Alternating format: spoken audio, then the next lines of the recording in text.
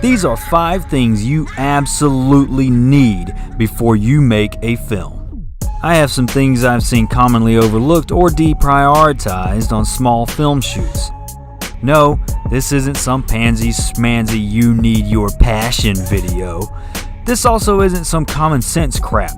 We all know you need actors and a camera and possibly a crew, but there are a few things that a gargantuan portion of new or student filmmakers just love to overlook. But I 100% guarantee that if you forget or ignore any of these next few items, you will not make it. And make sure you stick around to the end. Like and subscribe, because all of this info is to help you become a better movie making machine. Let's get to it. Number 1. Script. No, I don't mean story, although we all know how much I like to beat that drum. The script is called the Bible for a reason.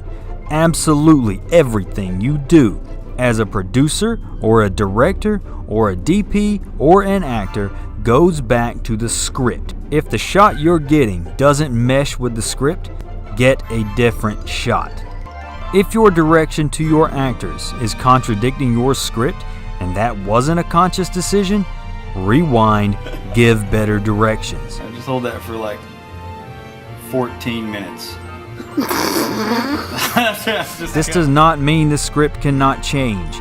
You can't be scared to add something or take a line out on the fly. Maybe it sounded good on paper, but maybe it sounds stupid in practice. Maybe the actor you chose isn't delivering the line properly or how it sounds in your head.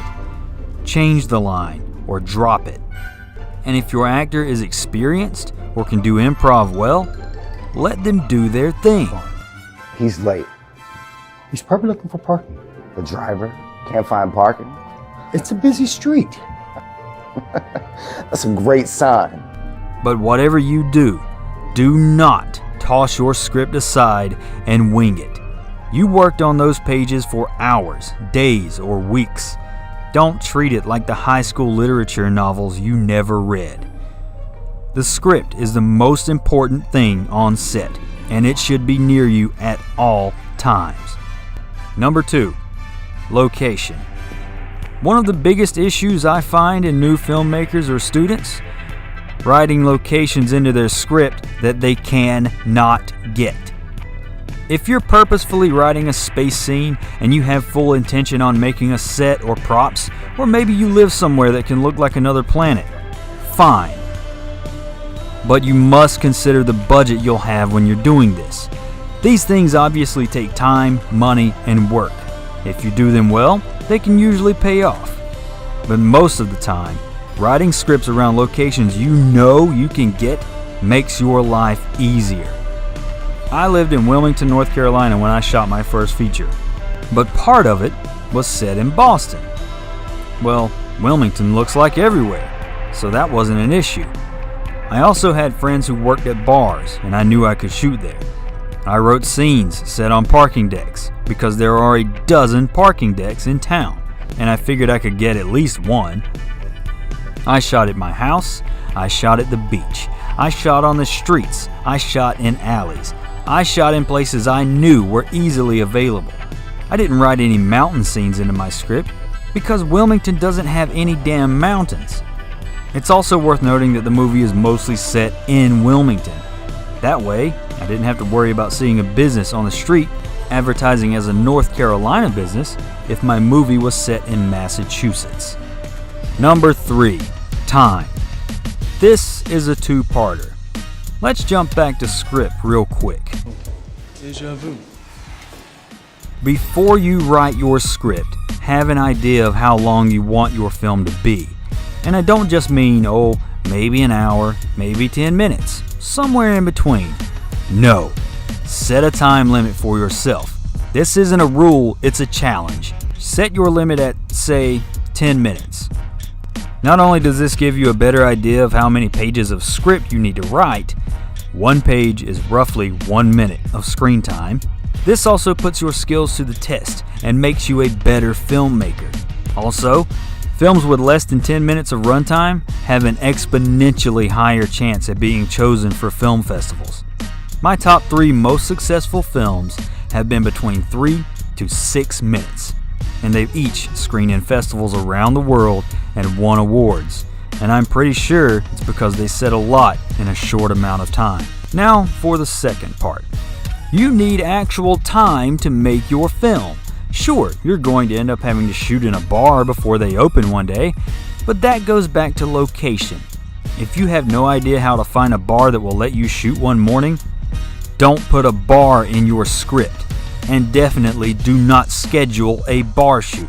You want to have the maximum amount of time possible to ensure that you get the shots you need, the performances you need from your cast, and you have to consider the amount of setup and teardown time you will have as well.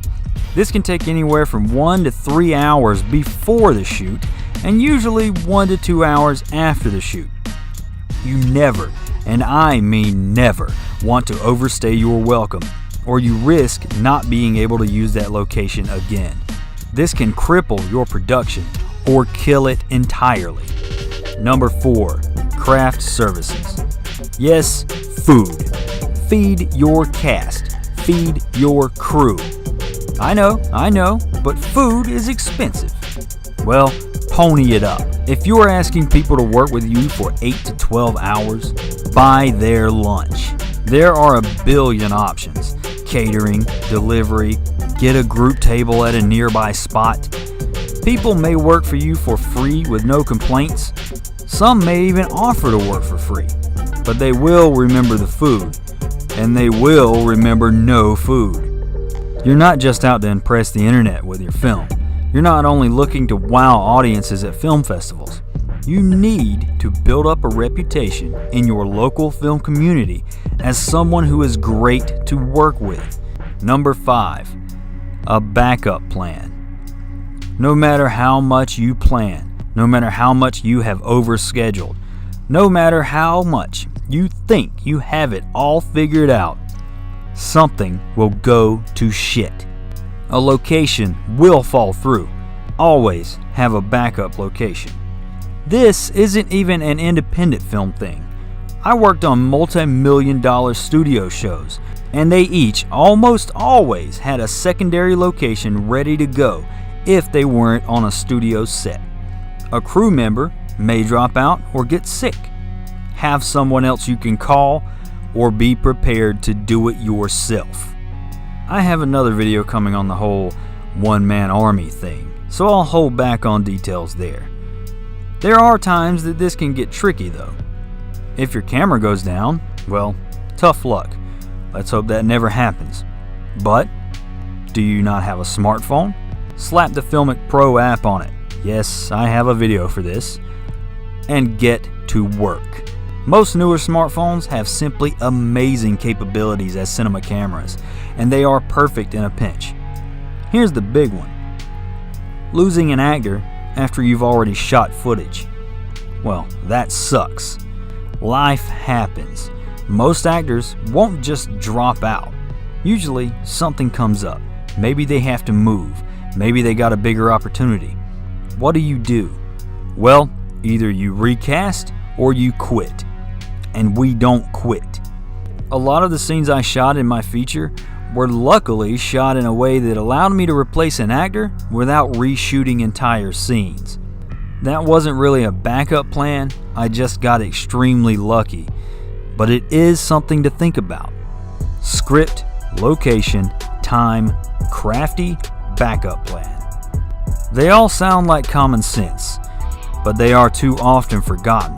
If you yourself have something you think is overlooked and extremely important to making a film, let me know in the comments below and I just might pop it in a future video. Get out of here and go make a movie. What's your problem? I can't see my forehead.